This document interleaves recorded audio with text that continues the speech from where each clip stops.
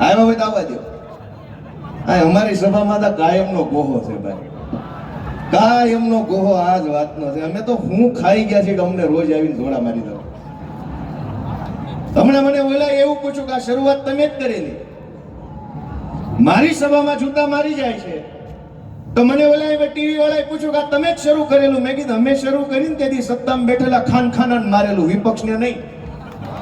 એ તો કાયર માણા હોય વિપક્ષની સભામાં આવીને ભાઈ તમે મોટી તોપ પણ મરદના બેટા હોય જાઓ વિધાનસભામાં ઉપાડો.